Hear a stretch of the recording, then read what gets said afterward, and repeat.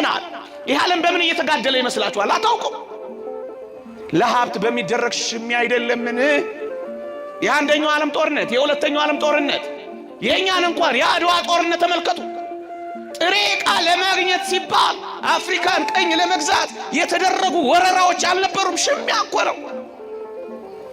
አሁንስ በዙሪያችን የከበቡን ጦርነቶች፣ መፈናቀሎች፣ መጠላላቶች፣ እንደ ስካር አዙሪቶች እርስ በርሳችን የሚያላትሙን የመርዝ ንግግሮች ከምን የመጡ ይመስላችኋል?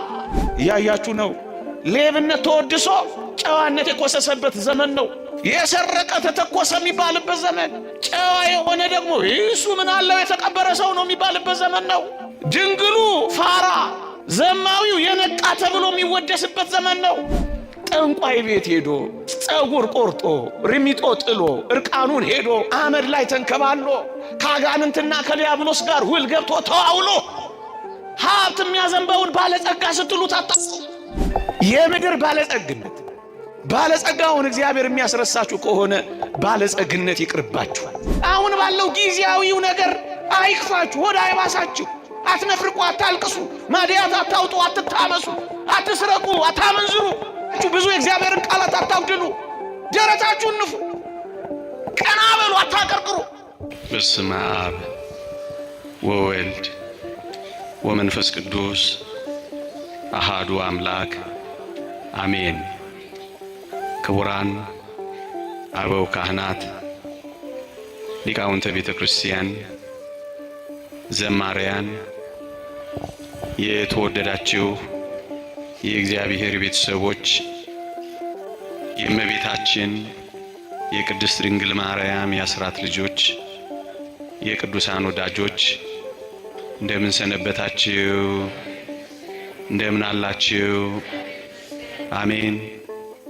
በቸርነቱ የጠበቀን በአጸደ መቅደሱ የሰበሰበን እንደ በደላችን ያልከፈለን እንደ ኃጢአታችንም ያልተቆጣጠረን የአባቶቻችን አምላክ የእኛም አምላክ ልዑል እግዚአብሔር ዘላለማዊ ስሙ የተመሰገነ ይሁን።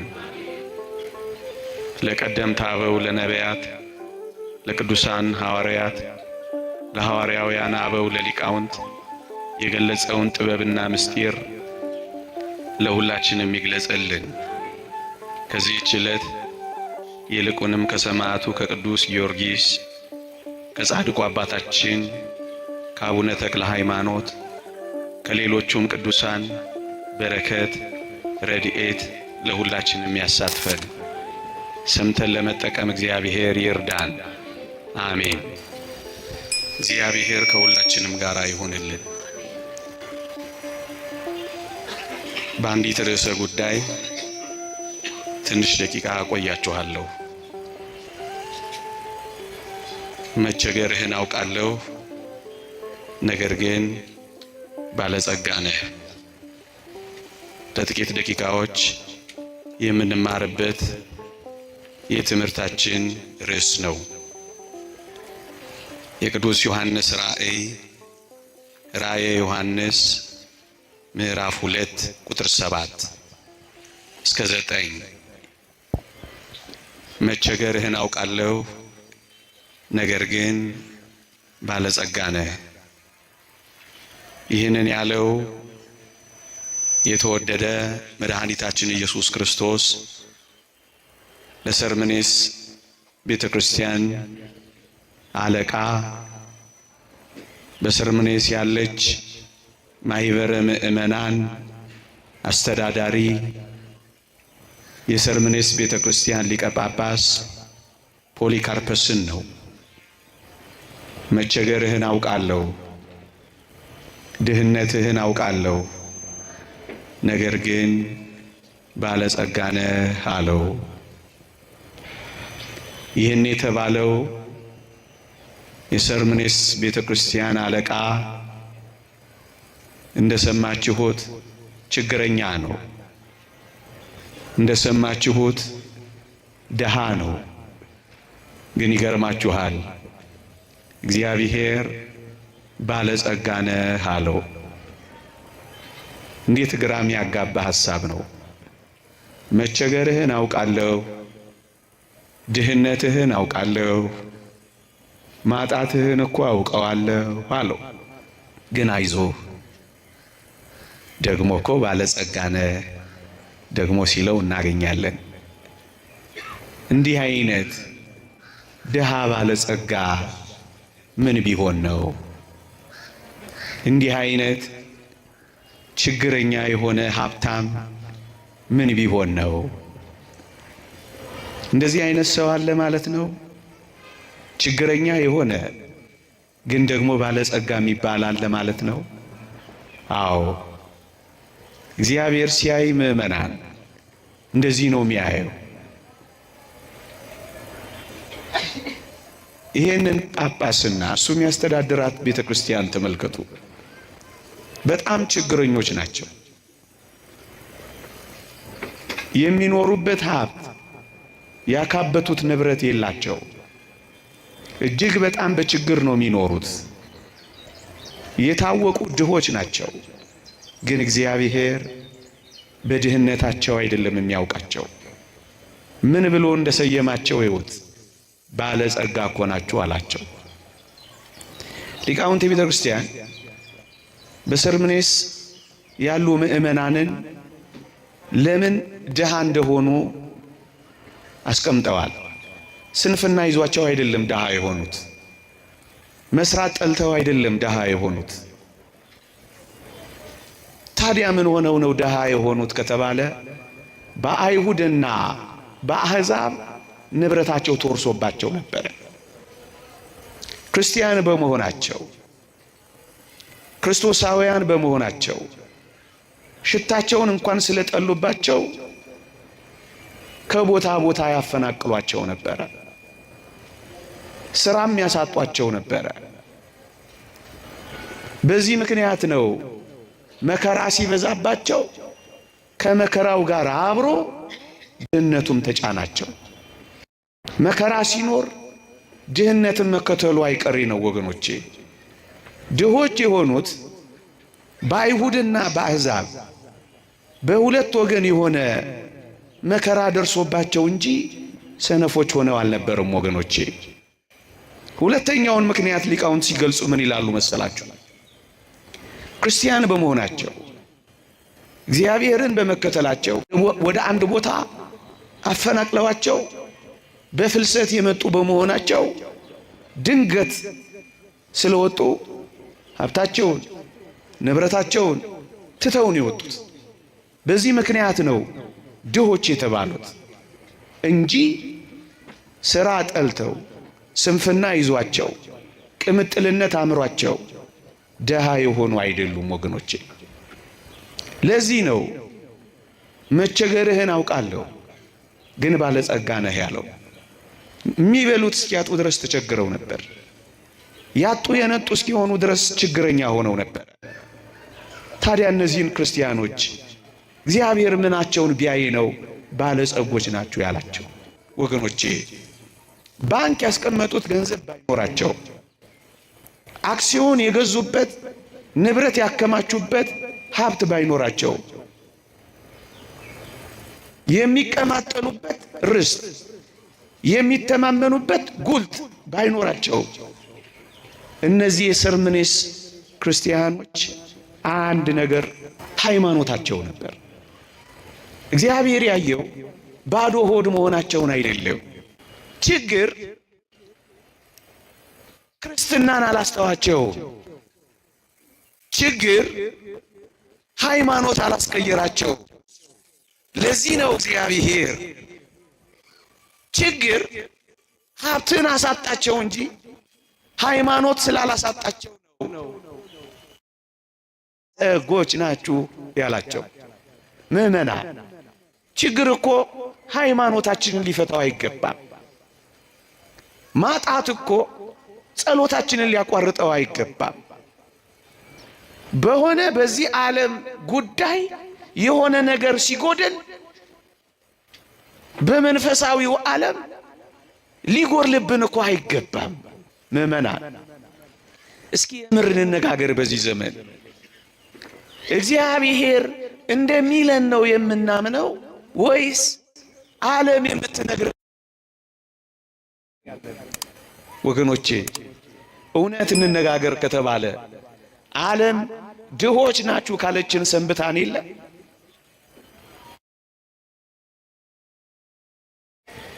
ለዚህ አይደል ሳቅ ያጠረን? ለዚህ አይደል ጭርምት ኩርምት ያለው? ለዚህ አይደል ለምንድን ነው እውነተኛ ደስታ ያጣ ነው ከተባለ ይሄ ዓለም የሚነግረን ነው። ድሆች ናችሁ ሲለን አሜን አለን። ምስኪኖች ናችሁ ሲለን እሺ አለን። ምንም የሌላችሁ መናጢዎች ናችሁ ሲለን አዘንን፣ ተከዝን። ምናልባት የሚያቀማጥል ቪላ ስለሌለን አንዳንዶቻችን በዚህ ምድር ላይ እንደ ኖርን እንኳን የምናስብ በጣም ጥቂቶች ነን። አንዳንዶች እኛ ምን ኖር ነው አኗኗሪ ነን እንጂ እስከ ማለት እኮ ደረስን። እንዴ ደስታችንን በዚህ ዓለም ቁሳዊ ነገር መዘነውና ብዙዎቻችን ደስታን አጣን፣ ሳቅ አጣን፣ ፍስሐ አጣን፣ እርካታ አጣን፣ ሰላም አጣን። የደስታችንን መጠን ኪሳችን በሚገባው በሚወጣው በምንቀልሰው ጎጆ በምናሽከረክረው መኪና በምናጌጠው ጌጥ በምናሸበርቀው ማሸብረቅ ካደረግነው እኮ ስለከራረምን ነው ሐዘን እየተሰማን ያለው። ብዙዎቻችን እውነት እንነጋገር ከተባለ እንደ ነገሩ ነው እየኖርን ያለ ነው፣ ደስ ሳይለን። ለምን? የምንሰማው የዓለምን ድምፅ እየሆነ። እንደውም አንዳንድ ወጣቶች አንዳንድ ጊዜ እናገረዋለሁ፣ ኢትዮጵያ ውስጥ ሰው ሆኜ ከምኖር ይልቅ ዋይት ሃውስ ውስጥ ሳር ሆኜ በበቅል ይሻለኛል እያሉ እስኪመኙ ድረስ ደረሱ። ደስታን ፍለጋ ስንት ቦታ ተንከራተቱ። እርካታን ፍለጋ ባህር ለባህር ቀዘፉ።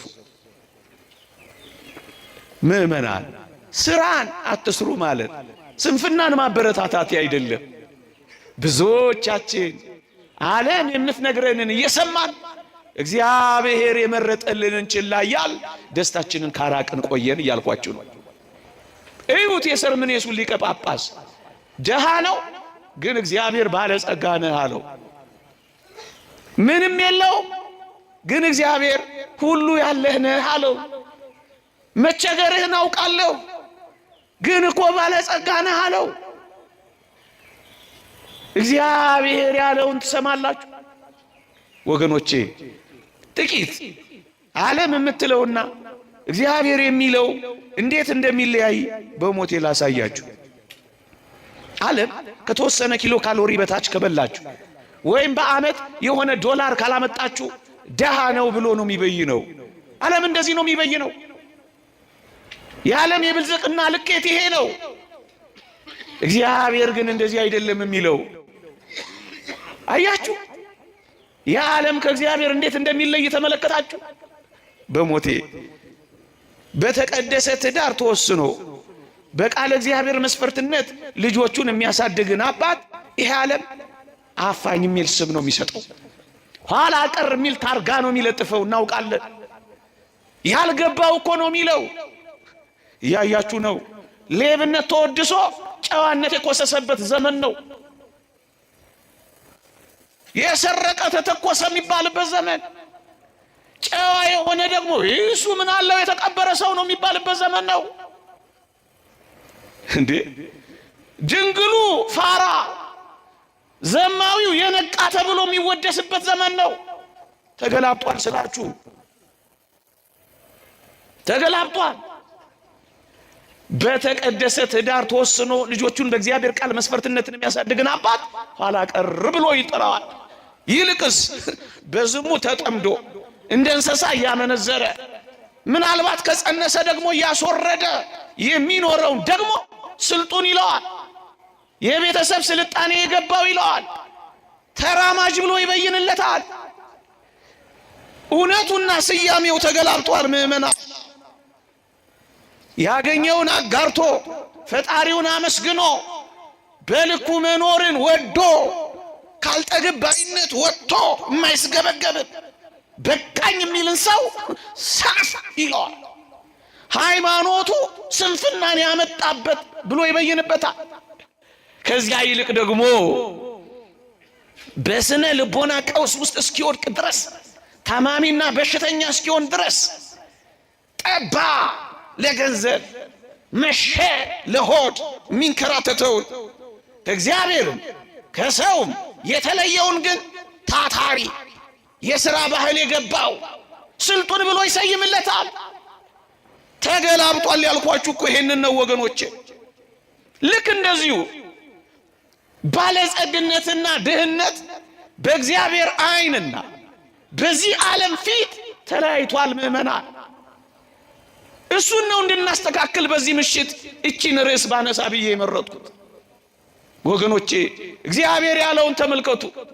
ሃይማኖት ስላለ ባለጸጋ ነህ፣ ክርስቲያን ስለሆንክ ባለጸጋ ነህ፣ የመንግሥተ ሰማያት ዜጋ ስለሆንክ ባለጸጋ ነህ፣ የቅዱሳን ኅብረት ጉባኤተኛ ስለሆንክ ባለጸጋ ነህ፣ ደስታህን ከውጪ ሳይሆን ከውስጥ የሚፈልቅ ባለጸጋ ነህ፣ በምትኖርበት ቪላ ሳይሆን በእግዚአብሔር ቤት ውስጥ በመጣል ደስ የሚልህ ባለጸጋ ነህ፣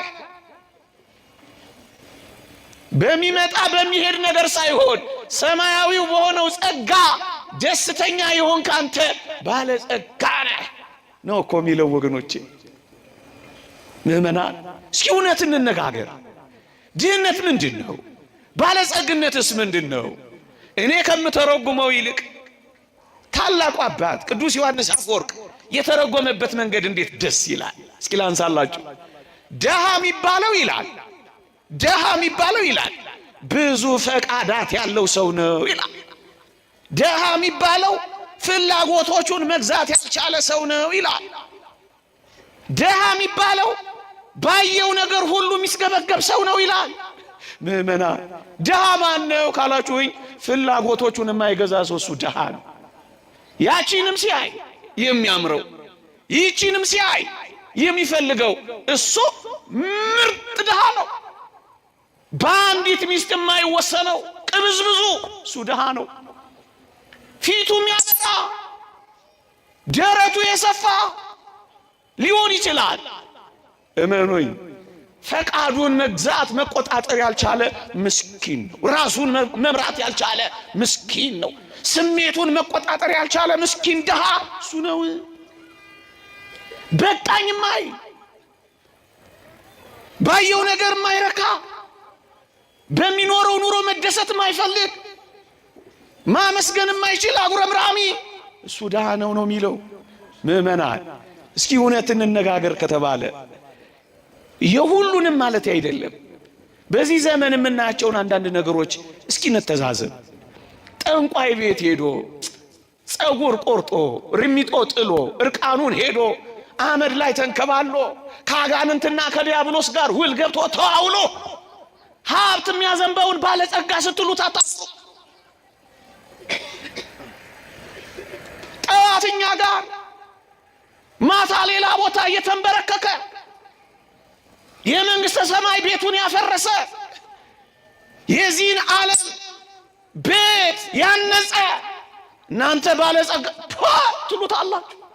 እግዚአብሔር ግን ምን እንደሚለው ስሙ። ለምድር ባለጸጋ በዓለም ሰዎች አይን የተመነደገ ነው፣ በእግዚአብሔር አይን ፊት ግን ምርጥ ደሃ ነው። ፈቃዱን መግዛት ያልቻለ ራሱን መቆጣጠር ያልቻለ እሱ ደሃ ነው ያለው ሊቁ ዮሐንስ አፈወርቅ እኮ ይሄንን ነው። ምእመናን እንዴ እውነት እንነጋገር ከተባለ በዚህ ዓለም ላይ ያያችሁት አይደለ? ያንዱን ንግድ አዘግቶ ያንዱን ቢዝነስ ነጥቆ አንዱ ያስመጣውን ተመሳጥሮ የሆነ ቦታ አስቀምጦ የሱን ያለ ቀረጥ አስገብቶ የሌላውን ንግድ አበላሽቶ የሱን 200 እና 300% አትርፎ የሚገነቡት ህንፃዎች ስያሜያቸው ሌብነት ወንጀል ሳይሆን ባለጸግነት ከተባለ ሰነበተ። አሁን ይሄንንም ባለጸጋ ልንለው ነው። አናፍርም እኮ እንሰማለን እኮ የሕፃናት ወተት የሚጠጣውን ቀን እየቀየሩ ኤክስፓየርድ ያደረገውን ቀን እየለወጡ በብዙ ጥፍ እያተረፉ ብዙ ህንፃዎችን ሲገነቡ ለዚህ ዓለም ባለጸጎችም እነሱ ናቸው። ሕፃናትን እያፈረሱ ህንፃዎችን የሚገነቡ አየ ባለጸጋ ባንተ ፊት። እግዚአብሔር ግን እንዴት እንደሚያየው ተመልከት። እንደዚህ እኮ ነው። ምንድነው ድህነት? ምንድነው ባለጠግነት? የወንድምን ሀብት የቤተሰብን ሀብት ብቻውን ተቆጣጥሮ ደግሞ ሰነዳት ደልዞ ምርጥ የቀረጥ ስወራ አድርጎ ወገኖቼ ግን እኮ ባለጸጋ ሳያካፍ ግን እኮ ባለጸጋ እግዚአብሔር የሚለውና እኛ የምናየው እንዴት እንደተለያያያችሁት ምእመናን። እናንተን ለማጽናናት ወይም ደግሞ በነገር እንደዚህና እንደዛ እያልኩ ማጽናናት ፈልጌ እንዳይመስላችሁ። እግዚአብሔር የሚያየው እንደዚህ ነው። ችግረኛ ነህ፣ ምስኪን ነህ፣ ጎስቋላ ነህ፣ ግን እኮ ባለጸጋ ነህ። እንዴት?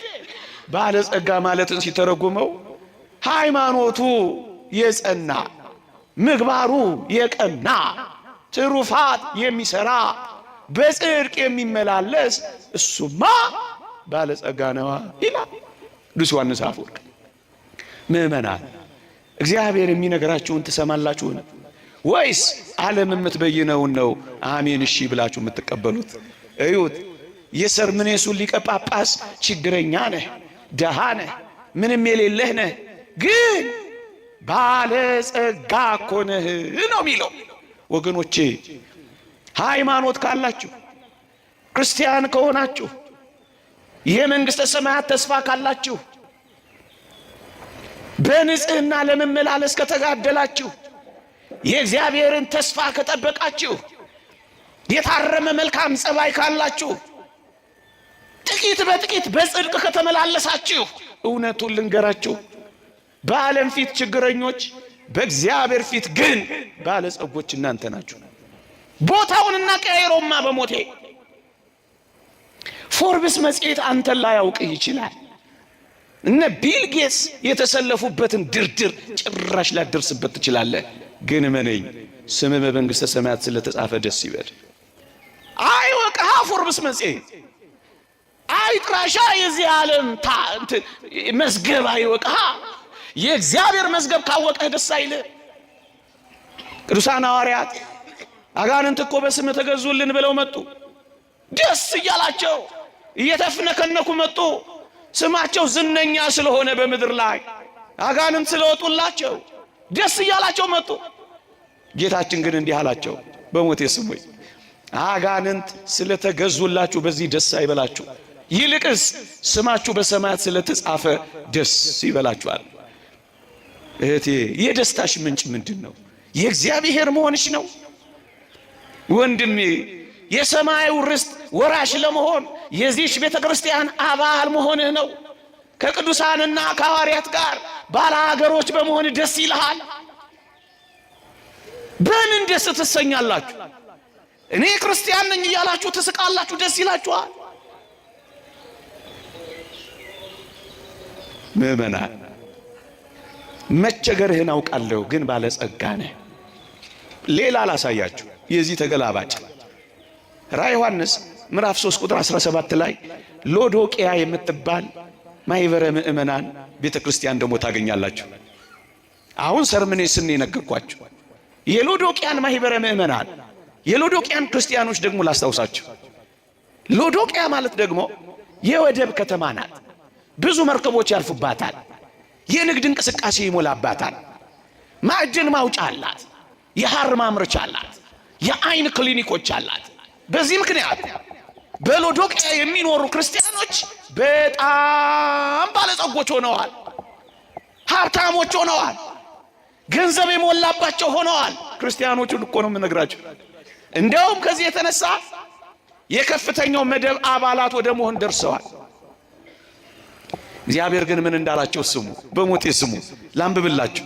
እንዲህ ይላል ጎስቋላ ደሃ፣ ምስኪን፣ እውር፣ የተራቆት መሆንህን ስለማታውቅ አይላቸው መሰላችሁ? እነሱ እኮ በገንዘብ ባለጸጎች ናቸው። ግን እግዚአብሔር ምን አላቸው? ድሆች አላቸው። እነሱ እኮ ማህበራዊ ደረጃቸው ሁሉ የሚፈልጋቸው ሆኖ ሰው የሰበሰባቸው ሰው የከበባቸው እኮ ናቸው። ግን ምን አላቸው? ምስኪን አላቸው። ሐር እያመረቱ ሐር የሚደርቡ እኮ ናቸው። ግን ምን አላቸው? የተራቆት ካላቸው በጣም ቅምጥሎች ያማሩ ሆነዋል። ግን ምን አላቸው? ጎስቋሎች አላቸው። የአይን ክሊኒክ አላቸው ብያችኋለሁ። ያበራ ነው አይናቸው። ግን ምን አላቸው? እውር አይላቸው መሰላችሁ እግዚአብሔር? ለምን? በሞቴ ለምን እንደሆነ ልንገራችሁ።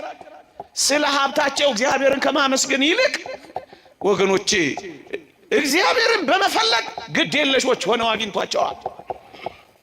ግድ የለሾች ሆነው አያቸው። ምን ማለት እንደሆነ ታውቃላችሁ? ገንዘብ ስለሞላላቸው እግዚአብሔር ብዙም የማያስፈልጋቸው ሆነዋል። ምን ማለት እንደሆነ ታውቃላችሁ? እግዚአብሔርን የችግር ቀን ወዳጅ አድርገውት ከርመዋል። እግዚአብሔር የሚያስፈልጋቸው ችግር ሲገጥማቸው እንጂ ሀብት የሞላቸው ንብረት የደረጃቸው ቀን እግዚአብሔርን አልፈለጉትም፣ ተዉት።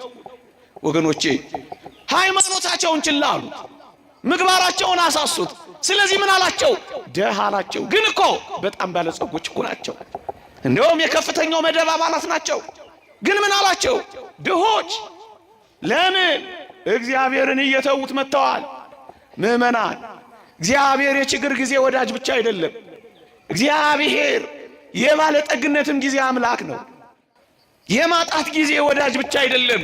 እግዚአብሔር የመሙላትም ጊዜ ወዳጅ ነው። እግዚአብሔር ሲቸግረን እጃችንን እንዘረጋለት፣ ሲሞላልን እጃችንን የምናጥፍለት አምላክ አይደለም። እግዚአብሔር ወረት አይደለም። እግዚአብሔር የሁል ጊዜ አምላክ ነው። እነዚህ የሎዶቅያ ምዕመናን ግን ሲቸግራቸው ጊዜ የሚፈልጉት፣ ሲሞላላቸው ጊዜ የሚተዉት አይነት ሆነው አገኛቸው። ስለዚህ ምን አላቸው? ችግርተኞች አላቸው፣ ድሆች አላቸው፣ ጎስቋሎች አላቸው፣ እውር አላቸው። ምዕመናን፣ ባለጠግነት እንዴት እግዚአብሔርን እንደሚያስረሳያችሁ። የምድር ባለጸግነት ባለጸጋውን እግዚአብሔር የሚያስረሳችሁ ከሆነ ባለጸግነት ይቅርባችሁ። እደግመዋለሁ፣ የዚህ ዓለም ሙላት የሰማዩን ሙላት የሚያሳጣችሁ ከሆነ የዚህ ዓለም ሙላት ይቅርባችሁ። አንተ የባለጸግነትን ጸጋ ሰጥተህ አንተን የሚያስተወኝ ከሆነ የባለጸግነትን ጸጋ ከኔ ውሰደው በሉት እባካችሁ። ይህን ዓለም አጣችሁ፣ እግዚአብሔር ዓለማችንን ብናገኘው አይሻላችሁ? በመቅደብ ጊዜ እግዚአብሔርን ስለረሱት ነው ምን ያላቸው? ድሆች አላቸው ባለጸጎች፣ ቅምጥሎቹን ጎስቋላ አላቸው። በሐር ያሸበረቁትን የተራቁ ምዕመናን፣ እግዚአብሔር እንዴት ያይን ይሆን? አስባችሁታ? ቤታችን የሞላውን አላችንን ብቻ የሚመለከተው እንዳይመስላችሁ። የውስጥ ልብሳችን፣ የውስጥ ጌጣችን፣ በውስጥ የምንለብሰውን ጸጋ እግዚአብሔርን ነው እግዚአብሔር የሚያየው። ምዕመናን፣ በዚህ ባለው ነገር እባካችሁ ሀብታም፣ ደሃ፣ ባለጸጋ፣ ምስኪን መባባል እናቁም። በእግዚአብሔር አይን እንደዚህ መተያየት እንጀምር። የነፍስ ባለጠግነት፣ የእግዚአብሔር ቤት ሙላት፣ የሰማያዊ ሕይወት ጎዳና ባለጸግነት ነው ለኛ ለክርስቲያኖች የሚያስፈልገን ወገኖች። ይሄን ዓለም ቢኖረን አንጠላም። ባለጸግነት በራሱ የሚነቀፍ ነገር አይደለም፣ በፍጹም አይነቀፍም። አብርሃም ባለጸጋ ነበረ፣ ኢዮብ ባለጸጋ ነበረ። በጣም ብዙ አይነቀፍም ባለጸግነት። ይሄን ስናስተምር ባለጸግነትን እየነቀፍን እንዳይመስላችሁ። ባለጸግነት የሚያመጣው ትዕቢትና መታጀል ግን እግዚአብሔርን የሚያስረሳ ከሆነ ባለጸግነት እንቅር ብሎ ይቅር እንድንነው ግን የሚያስፈልገው ባለጸግነታችን ጸሎት የሚያስተወል፣ ባለጸግነታችን የእግዚአብሔርን ቤት የሚያስረሳ፣ ባለጸግነታችን ካህናትን እንድንነቅ፣ ይህን ዓለም የሚያጋድለን ከሆነ ይቅርብን እንድንለው። ምዕመናን፣ ይህ ዓለም በምን እየተጋደለ ይመስላችኋል? አታውቁም። ለሀብት በሚደረግ ሽሚያ አይደለምን? የአንደኛው ዓለም ጦርነት፣ የሁለተኛው ዓለም ጦርነት፣ የኛን እንኳን የአድዋ ጦርነት ተመልከቱ። ጥሬ ዕቃ ለማግኘት ሲባል አፍሪካን ቀኝ ለመግዛት የተደረጉ ወረራዎች አልነበሩም? ሽሚያ እኮ ነው። አሁንስ በዙሪያችን የከበቡን ጦርነቶች፣ መፈናቀሎች፣ መጠላላቶች፣ እንደ ስካር አዙሪቶች እርስ በርሳችን የሚያላትሙን የመርዝ ንግግሮች ከምን የመጡ ይመስላችኋል? ባለጠግነትን ከመመኘት አይደለም። የዚህ ዓለም ሐሳብ የባለጠግነትን ማታለል አንቆ ያዘው ተብሎ እንደተጠራ ይቺን ዓለም አንቆ ያዛት ይሄ ውድና ይሄ ናፍቆት አይደል? ይሄን ባለመውደድ ውስጥ እኮ ሰላማዊነት ነው ያለው። አብሮ ተካፍሎ በመኖር ውስጥ መጣላት አለ። ይሄው እኛ ኢትዮጵያችን እንኳን ይሄው ታንቃ አይደል ያለችው? በዚህ ጦርነት፣ በዚህ መናናቅ፣ በዚህ የጦር መሳሪያ ትጥቅ፣ በዚህ ስልጠና፣ በዚህ ጩኸት ለምን? ይሄው ሌላ ምን አለው? ሌላ ምን አለው? ስልጣንን ተከትሎ የሚመጣው የባለጸጋ ላይ የመድረስ ሩጫ ነው ዓለማችን ላይ የነገሰው። ወገኖቼ የተጋነነ አድናቆት ሳይኖረው ይልቁንም ለወንድሙ ለማካፈል ልቡ የሚከፈተው ይልቁንም የራሱን የሚያካፍል የሌላ ይመኝ አይደለም።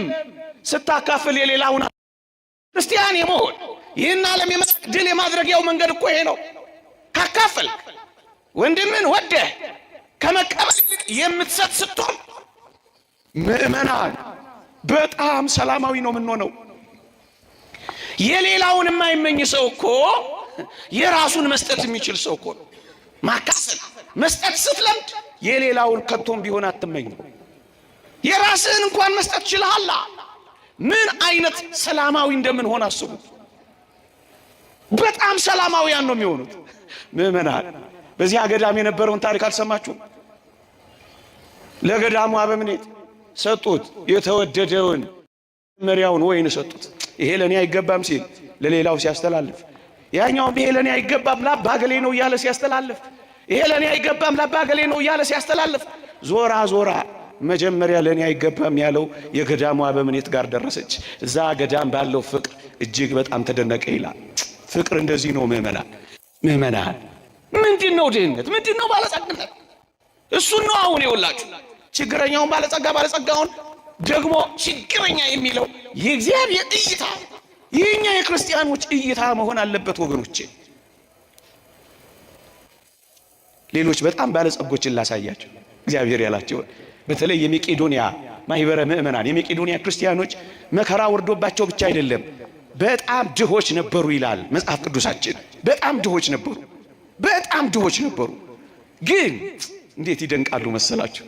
በጣም ድሆች ቢሆኑ ካላቸው ላይ ለሌላው ማካፈልን ግን የለመዱ ስለነበር መጽሐፍ ቅዱስ ምን እንዳላቸው ታውቃላችሁ? ባለጸጎች ብሎ ነው የጠራቸው። ላንብብላችሁ። የድህነታቸው ጥልቅነት የልግስናቸውን ባለጠግነት አብዝቶታል። እንደ አቅማቸው መጠን ከአቅማቸውም የሚያልፍ እንኳን ወደው እንዲሰጡ እመሰክርላቸዋለሁ። ለቅዱሳን በሆነው አገልግሎት እንዲተባበሩ ይህን ቸርነት በብዙ ልመና ከኛ ይለምኑ ነበር ተባሉ። ድሆች እኮ ናቸው፣ መከራ ወርዶባቸዋል። ግንስ በማካፈል አንደኛ ናቸው። እና ምን አላቸው? የድህነታቸው ጥልቅነት ይላል የልግስናቸውን ባለጸግነት አብዝቶታል ይላል።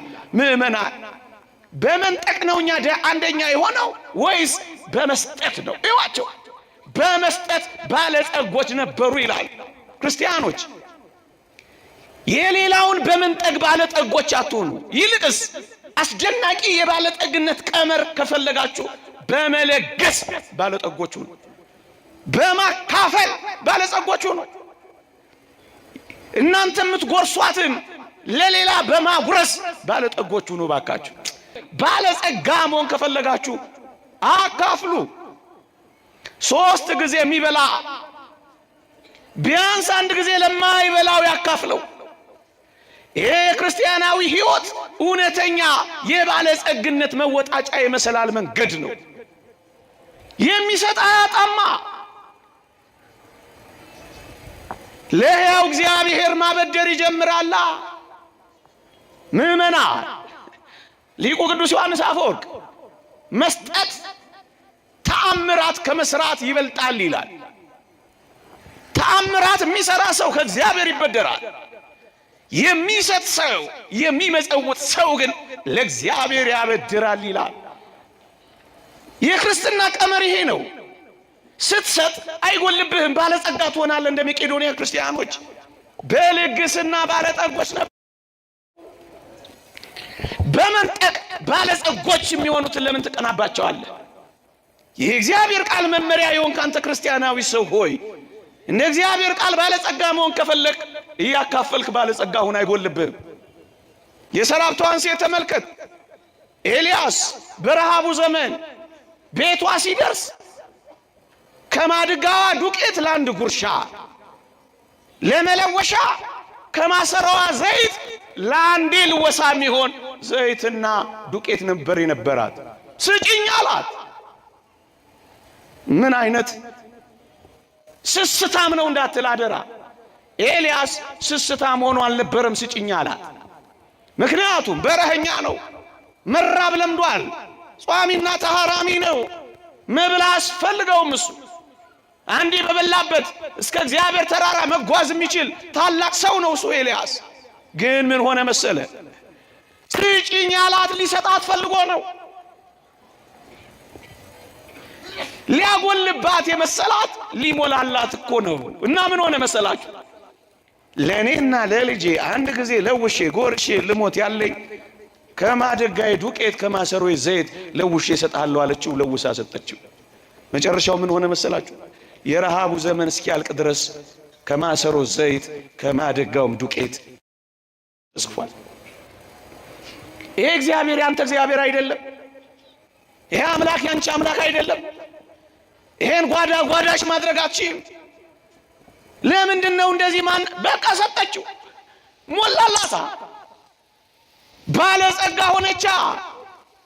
ለእግዚአብሔር በማጉደል ድህነት የለም።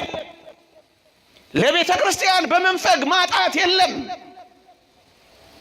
ወንድምን አፍቅሮ በማካፈል አንድም ሰው ተርቦ አላይ። ጻድቅ ሰጠ ተርቦም አላየሁትም ይላል። ሞክሯት፣ አካፍሉና ሞክሯት፣ ስጡና መኩራት። በችግራችሁ ጊዜ ያነጥፍላችኋል። በደዌ በተመታችሁ ጊዜ ይደርስላችኋል። አለቀብኝ ስትሉ ይሞላላችኋል። ሃይማኖት ነው ማወራው፣ የሆነ ዲስኩር አይደለም የምናገረው። የታመነ የተረጋገጠ በዚህ ዘመን ባሉ በአንዳንድ ሰዎች ህይወት እንኳን የታወቀ ምስጢር ነው የምነግራችሁ። የባለጸግነት የመሙላት ምስጢር ይሄ ነው ወገኔ።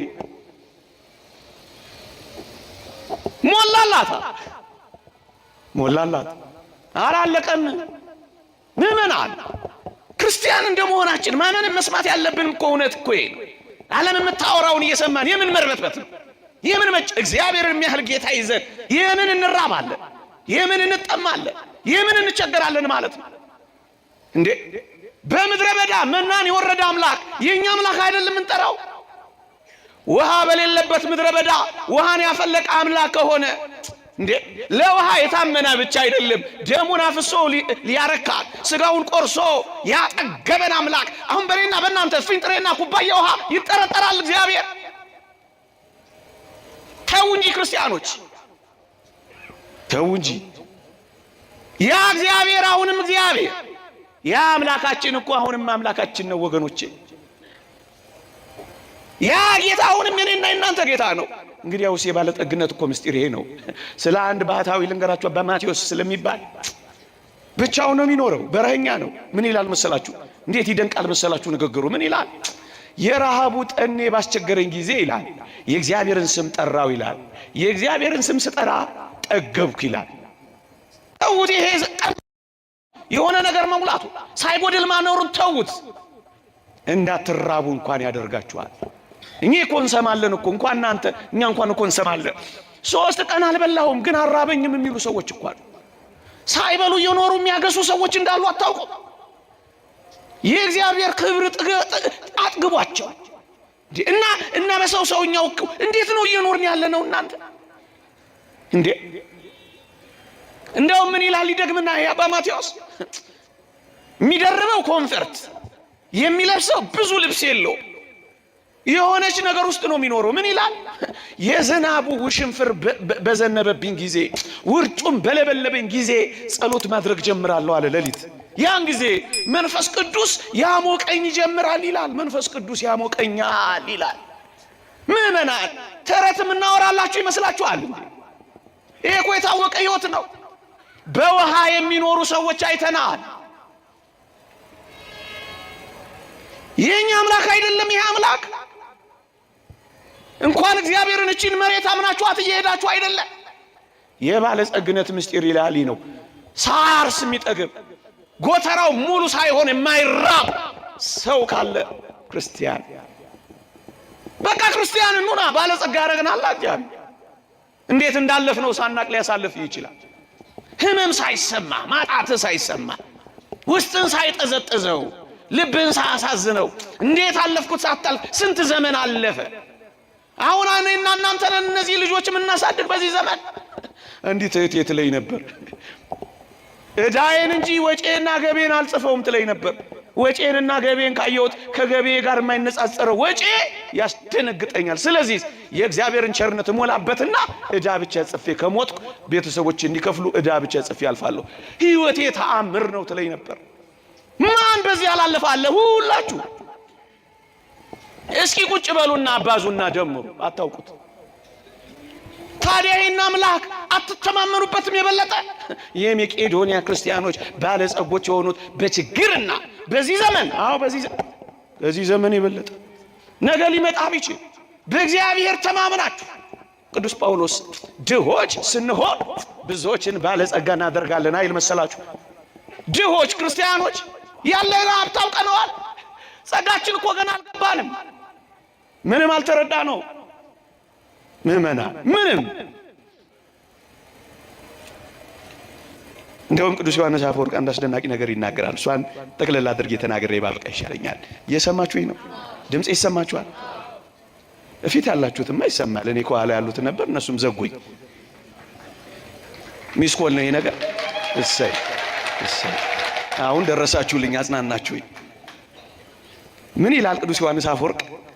ፍጻሜውን ሳታዩ ይላል አንድን ሰው እድለኛ ወይም መከረኛ፣ ባለጸጋ ወይም ደሃ እንዳትሉ ባካችሁ ይላል። ምኑን ሳታዩ? ምዕመናን፣ ፍጻሜው ይሄ ምድር መስሎን እኮ ነው። አቤት እገሌ ባለጸጋ፣ አቤት እገሌ ደሃ ምንለው። አንድ ነገር ፍጻሜው ሳይታወቅ ደሃና ባለጸጋ፣ እድለኛና መከረኛ ይባላል? አይባልም እኮ። ምሳሌ ልስጣችሁ። መጽሐፍ ቅዱስ እንዲህ ይላል። በደንብ ስሙኝ። እነዚህን ጥቂት ነጥቦች በደንብ ስሙኝ። ምን ይላል መሰላችሁ? መጽሐፍ ቅዱስ እንዲህ ይላል። የሉቃስ ወንጌል ምዕራፍ 16 ላይ ስለ ሁለት ሰዎች ጌታችን አስተምሯል። አንደኛው በጣም ደሃ አልዓዛር ስለሚባል ሰው አስተምሯል። ሁለተኛው ደግሞ ባለጸጋ ነው ተብሎ ተጽፏል። በአባቶቻችን ትርጓሜ ስሙ ነዌ ተብሎ ተጠቅሷል። መጽሐፍ ቅዱስ ግን ስሙን አይጠራውም። ስለ እነሱ ነው የሚተርከው። ምን ይላል? ሉቃስ ወንጌል ምዕራፍ 16 ባለጸጋውም ሞተ ተቀበረ ይላል። ስለ አልዓዛር ሲናገር ምን ይላል መሰላችሁ? አልዓዛርም ሞተ፣ መላእክትም ወደ አብርሃም እቅፍ ወሰዱት ብሎ አጠናቀቀ ታሪካቸውን። እኔ ከፍጻሜው ጀምሬ ልተርክላችሁ ብዬ ነው። ልድገመው አይደለም፣ ስለምጠይቃችሁ ነው። በደንብ ስሙኝ። ባለጸጋውም ሞተ ተቀበረ ይልና አልዓዛር ግን ሞተ፣ መላእክትም ወደ አብርሃም እቅፍ ወሰዱት ይላል። እስኪ ልጠይቃችሁ፣ እናንተ እንደ አልዓዛር ብትሆኑ ይሻላችኋል ወይስ እንደ ባለጸጋው? ምን የምራችሁን ነው? አሁን አንዳንድ ጥያቄ ስለምጠይቃችሁ እስኪ አስቡባት። እቺን የመለሳችሁልኝን መልስ እንደ አልዓዛር ወይስ እንደ ባለጸጋው? ድምጻችሁ ሳሳምን ነው? እርግጠኞች ናችሁ? አልዓዛር እኮ በዚህ ምድር ሲኖር በጣም ደረጃ አንድ ደሃ ነበር። ባለጸጋው ደግሞ አንዳች ቀረሽ የማይባል በዚህ ምድር ሲኖር በጣም ባለጸጋ ነበር። አሁን ደግሜ ልጠይቃችሁ፣ እንደ አልዓዛር ደሃ ወይስ እንደ ባለጸጋው? የምራችሁን ነው? እንደገና እሺ፣ ነገሩን ትንሽ ላወሳስበው፣ የፈተንኳችሁ ላምሽ። አልዓዛር እኮ ድሃ ብቻ እኮ አይደለም፣ በድህነቱ ላይ ከባድ ደዌ ያለበት በቁስል የተመታ ነበር። ባለጸጋው ደግሞ አንድም ታሞ ማያውቅ ምርጥ ቅምጥል ነው። ያው እንደግሜ ልጠይቃችሁ፣ ምን ነው መሳቅ ጀመራችሁ? ገባችሁ መሰለኝ። እንደ አልዓዛር ወይስ እንደ ነዌ እንደ ባለጸጋው? ወሮሮ ደህና ክርስቲያኖች ናቸው እናንተ። ግድ የለም ነገሩ እንደገና የበለጠ ላወሳስቦ ልጨምርላችሁ። ባይስማማችሁም ተሰሟታላችሁ፣ አለቃችሁም። ድህነት ሲደመር ደዌ ብቻ አይደለም ወገኖቼ። አንድም ተንከባካቢም አስታማሚ የሌለው ሰው ምስኪን ከመሆኑ የተነሳ አልዓዛርን የሚያስታምሙት ውሾች ነበሩ። እንደውም የእግዚአብሔር ቃል ምን ይላል? ውሾች ቁስሉን ሲልሱለት ደስ ይለው ነበር ይላል። ያ ባለጸጋ ግን አንድም እንስሳ እንደውም ሰው ምን ብዛም የለውም፣ በጥንቃቄ ነው የሚኖረው። እስኪ ደግሜ ልጠይቃችሁ፣ እንደ አልዓዛር ወይስ እንደ ባለጸጋው? ኑሮ ልታበሽቁኝ ይመስላል እኮ አዎ ምናምን እያላችሁ ደግማችሁ ግን እያሰባችሁበት ነው። እንዴት ይደንቃል! ለምን እንደዚህ እንዳላችሁኝ ያውቃለሁ። ፍጻሜውን አይታችሁ ነው። እውነት አሰብ። አዎ ለዚህ እኮ ነው ምእመናን ከፍጻሜው በፊት ባለ ነገር አትኩሩ። ፍጻሜው ገና ነው። የእውነት ባለጸጋና የእውነት ድሃ መሆን የሚታወቀው በዘላለም መንግስት በፍርድ ውሳኔ ነው። እየሰማችሁኝ ነው? ባለጸጋው ይህን ያህል ባለጸጋ ሆነ። በጣም ይደንቃችኋል። እንደው እያጋነንኩ እንዳይመስላችሁ ሁሉን ነገር ትቼው እኮ ነው። አልዓዛር ቢለምን የሚለምነው ይህ አልዓዛር የሚሰጠው ሰው እንኳን አልነበረውም። እየሰማችሁኝ ነው? ምክንያቱም ባለጸጋውን ሰው ብቻ ነው የሚያየው። ምእመናን ከኔና ከናንተ እኮ አሁን እንኳን ቢለመን ሰጫችሁ እኮ ብዙ ነው። ይህ አልዓዛር የወረደበትን ውርጭብኝ ተመልከቱ። ግን አሁን ምእመናን እያላችሁ ያላችሁት በዚህ ምድር ላይ ባለጸጋ ሆኜ መቃብር ብቻ ምገባ ከመሆን ይልቅ በጣም ድሃ፣ በጣም ታማሚ፣ ተንከባካቢ መማጣት ብቻዬን እንኳን በሆን ፍጻሜ ይመርልኝ እያላችሁ እንደሆነ ገብቶኛል። እውነቴን ነው። በቃ የክርስትና ልኩ እኮ ይሄ ነው። ፍጻሜውን ተመልከቱ።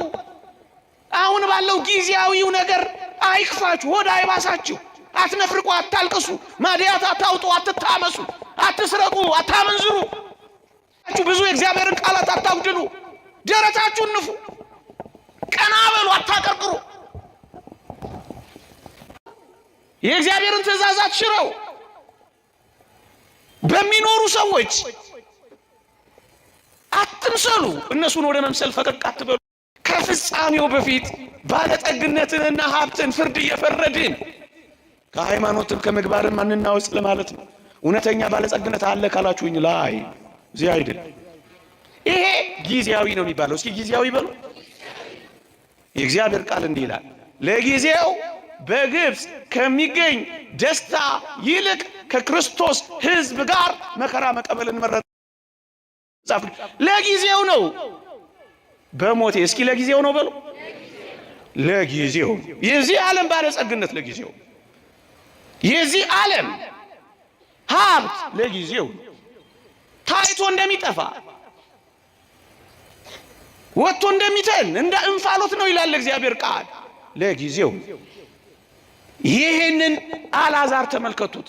ድህነትን፣ ደዌን፣ በውሾች መከበብን፣ በመናወጽ መኖርን፣ ተንከባካቢ ማጣትን፣ ቢለምን አለመሰማትን፣ ትንሣኤ ሕይወት ኖሮ እንደኛ የዘላለም ትንሣኤን ተስፋ ማድረግን ሁሉ የሌለው ሰው ነው።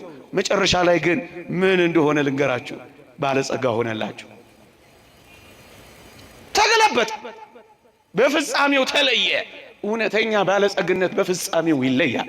ሁለት ተወዳዳሪዎች በፍጻሜ ውድድር እንደሚለይ እነዚህ ሁለቱ ባለጸጋውና ምን ማለት መሰላችሁ? የአልዓዛር የባለጠግነት ጊዜ ጀመረ ሲሞት።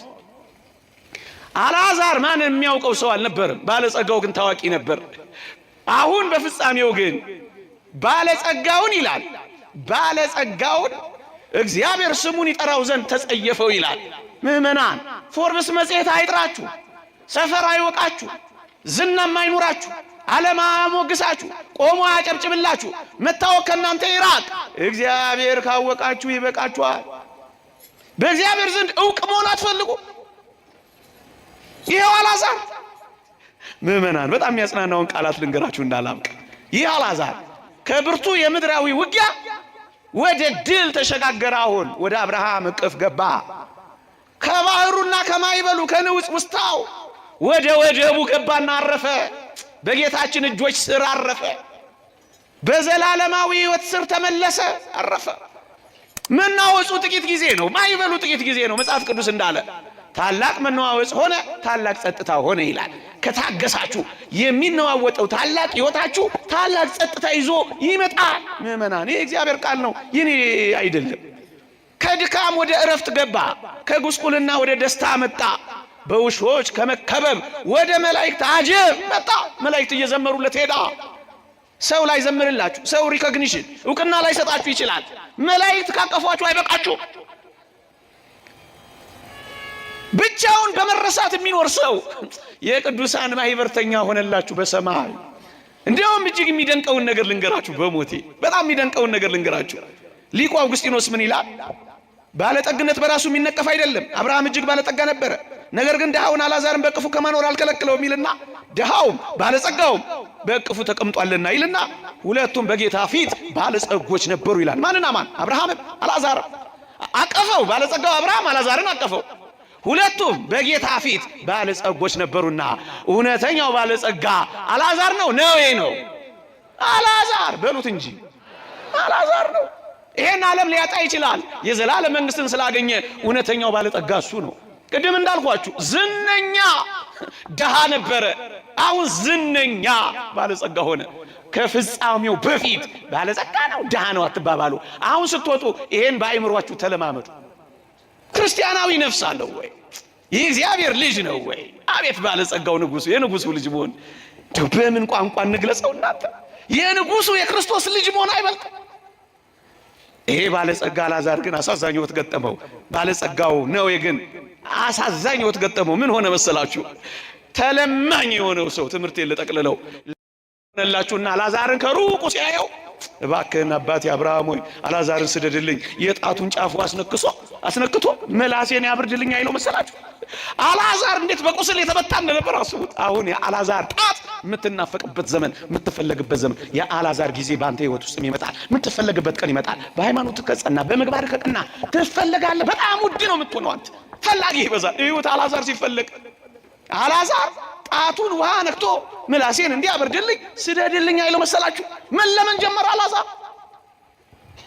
እንደው ብዙ ሰዓት አልወስድባችሁም እንጂ በነገርኳችሁ ብዙ ታሪክ የምትለመኑ እኮ ትሆኑ ነበር። ክርስቲያን ብትሆኑ፣ መንፈሳዊ ብትሆኑ ተለማኞች። ፈውሰኝ ብሎ እዚህ በመንገድ የሚመላለሰው ጥላ ይፈውስ ነበር። የእግር ትቢያ ይፈውስ ነበር።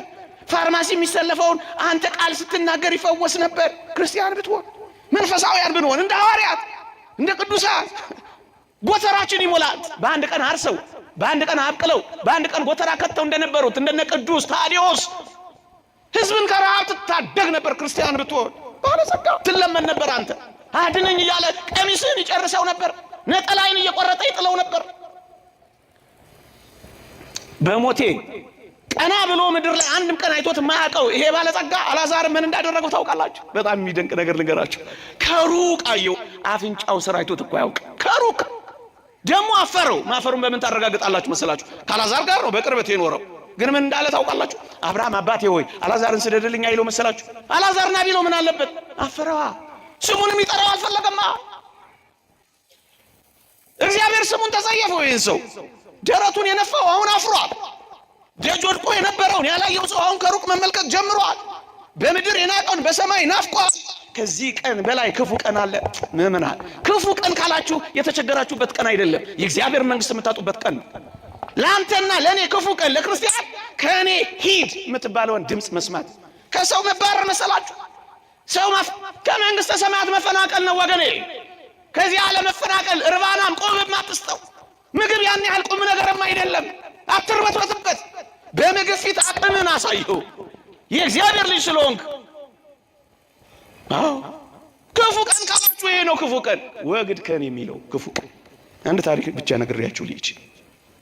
ሐሳቤ ግን እየገባችሁ ነው ጮኩባችሁ። አንድ ታሪክ ብቻ፣ ይሄን በጣም የሚያሳምርልኝ አንድ ታሪክ ብቻ ነግሬያችሁ ልሂድ።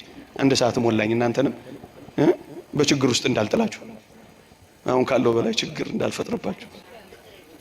ቢሆንስ ተሰሙኛላችሁ። ወዳችሁ ነው ጥላችሁኝ አትሄዱም። በዚህ ምሽት ብቻዬን ሲና ምት ላይ ያለው ዘኢየሱስ የጻፋት አንድ አስገራሚ መጽሐፍ አለች። እዛ ታሪክ ላይ ያየኋት እውነተኛ ታሪክ ነው የምነግራችሁ። ሁለት ሰዎች ነበሩ።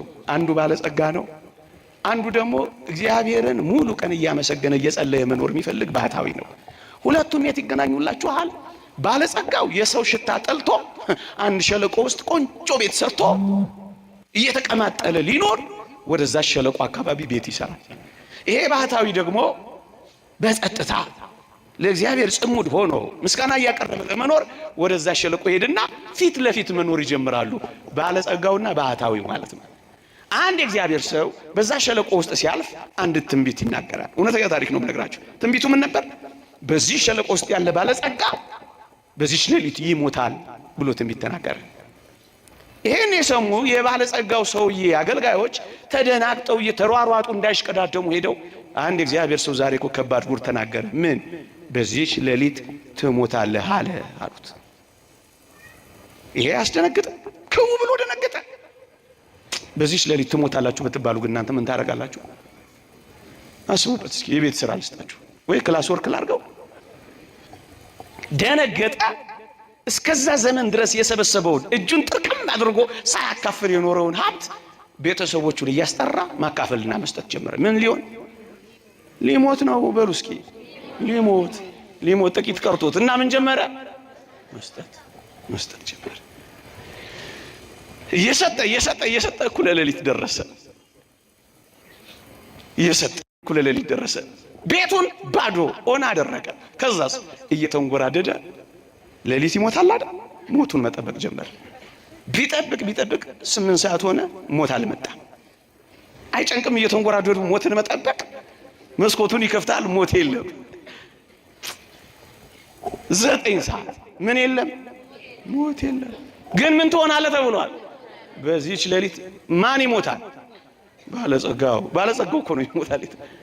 11 ሰዓት ሆነ፣ ሞት የለም። 12 ሰዓት ሆነ፣ ወፎቹ ተንጫጩ። ነጋ። ማን ሳይመጣ? ሞት ሳይመጣ። እንደው አሁን ሞት እንደው ቢጋበዝ እዚህ ሰርክ ጉባኤ ላይ መቼም አይደረግም። እንደው ቢጋበዝ እንደው የስብከቴ ርዕስ ብሎ ሞት ቢጀምርና በዚህች ደቂቃ ይዣችሁ መሄድ፣ ከሴቶች ትንሽ በዛ ትላላችሁ አንድ 20 ሰዎች፣ ከወንዶች ትንሽ ወንድ ስለሆንኩት አስተያየት አድርጌ አንድ 10 ሰዎች ይዣችሁ ልሂድ ቢል እስኪ የምትሄዱ እስኪ እጃችሁን አውጡ። የምትስቁ እኮ አላለም። አብሬ የሚሄድ እኮ ነው ያለው። አትሄዱም? አቤት ክርስቲያን! እንደው ቅዱስ ዮሐንስ አፈወርቅ ቢመጣ እየገረፈ ነበር ከዚህ የሚያባረርን ሁላችንንም። በሞት ላይ ያለን ፍራቻ አይደል እያሳየን ያለ ነው እኮ። እሱን እኮ ነው ክርስቶስ ሞትን ድል ባደረገው ትንሣኤ ላይ ያለን ቸልተኝነት እኮ ነው እያሳየ። እስከ 12 ሰዓት ሞት የለም። ነጋ፣ አልሞተም። ለካ በዛች ሌሊት የሞተው ባለጸጋ ማን ነበረ? እዛ ፊት ለፊት የነበረው ባህታዊ ነው። እግዚአብሔር የሚያውቀው ባለጸጋ ማን ነበረ? ሰው ሁሉ የሚያውቀው ባለጸጋ ማን ነበር? ሰው ነው እኮ ያሉ። ተው እንጂ አንዴ የተባለ ባለጸጋው። በዛች ሌሊት ግን መላእክት አጅበውት የሄዱት ባለጸጋ ያ ሰው ነበረ። ባለጸግነትና ድህነት። መቸገርህን አውቃለሁ፣ ነገር ግን አንተ ምንድነህ? ባለጸጋ ነህ። ይቆየን። የእግዚአብሔር ቸርነት፣ የእመቤታችን አማላጅነት፣ የቅዱሳን በረከት ረድኤት አይለየን። አሜን። እንድናምነው እንድንኖርበት ይርዳን። ያጨበጨብነውን በጓዳ ደግሞ እንድናለቅስበት፣ እንድንጸናበት፣ እንድንጽናናበት ያግዘን። አሜን።